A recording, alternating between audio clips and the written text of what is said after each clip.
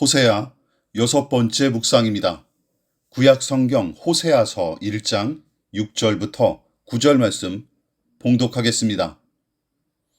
고멜이 또 임신하여 딸을 낳음에 여호와께서 호세아에게 이르시되 그의 이름을 로루하마라 하라. 내가 다시는 이스라엘 족속을 긍휼히 여겨서 용서하지 않을 것임이니라.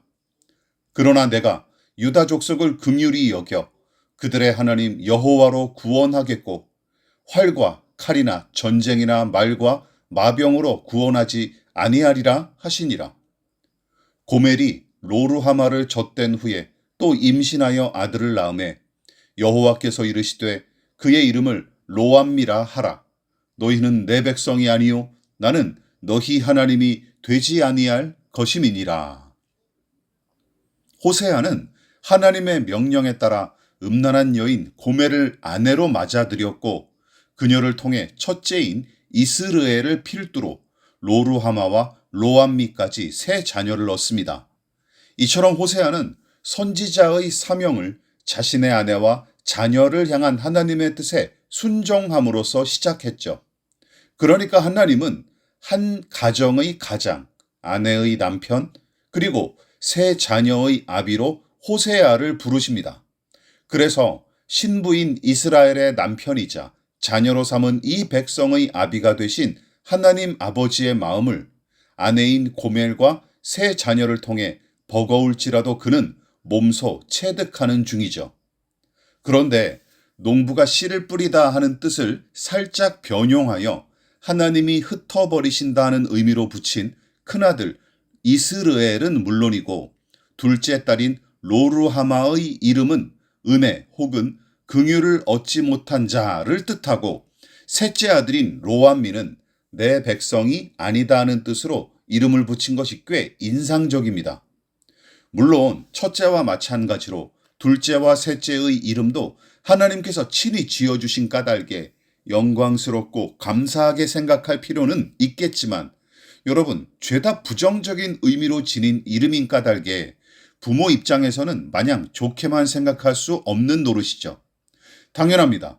아무리 하나님께서 직접 장명해 주신 이름일지라도 자식한테 김파괴, 최저주, 박멸망, 이죽음 등의 이름을 쉽게 붙여줄 부모는 거의 없습니다. 그런데도 호세아는 음란한 여자와 결혼하라 하는 이 납득하기 어려운 하나님의 명령을 따랐던 것처럼 자식들한테 불쾌하기 짝이 없는 이름을 붙여주신 일도 그저 순종하고 순응하기의 이름이다. 그러나 이 부분에서 조심하십시오. 호세아가 겪은 이런 독특하면서도 괴이한 일들은 급박하고 위태로웠던 당시 시대 배경과 맞물려 일어난 것이기에 우리 개인의 일상과 신앙에 함부로 적용하다가는 큰 코 다치게 될 것입니다. 왜냐하면 본문과 같은 이야기에 꽂힌 어떤 신자들은 성경과 하나님의 명령을 빙자하여 엉뚱한 짓을 자주 저지르기 때문이죠. 어쨌든 호세아는 음란한 여자 고멜과 혼인한 후에 그녀의 남편으로 살았고 더불어 불쾌한 이름의 3남매를 양육하면서 아비의 노릇을 감당하기에 이릅니다. 이 부분에서 생각해 보십시오. 자신과 100년 해로의 연을 맺은 여자이지만 여전히 다른 남자에게 눈을 돌리기 일수인 아내. 그리고 너무나 아끼고 사랑하는 금쪽 같은 자식들이지만 부를 때마다 하나님의 심판과 저주가 떠올라 가슴이 서늘해지는 자식들의 이름.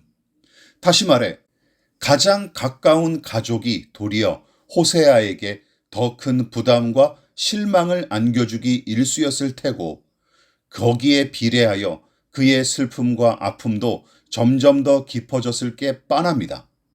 그러나 그것이 전부는 아니었을 것입니다. 호세아는 그 속에서 이 나라와 백성을 향한 하나님의 마음을 헤아렸고 그분의 자비와 긍휼, 오래 참으신 그 사랑이 얼마나 깊은지 깨달을 수 있었을 것입니다. 그뿐만이 아닙니다.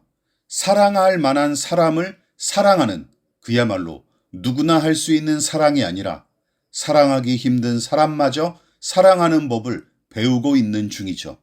그리고 이런 사랑과 깨달음은 몸으로 배우는 것이지 책상 머리에 앉아 책이나 설교 영상으로 배우지 못합니다. 그래서 그 이치를 어렴풋하게나마 알고 있었던 호세아는 끝내 순종할 수 있었던 것이죠.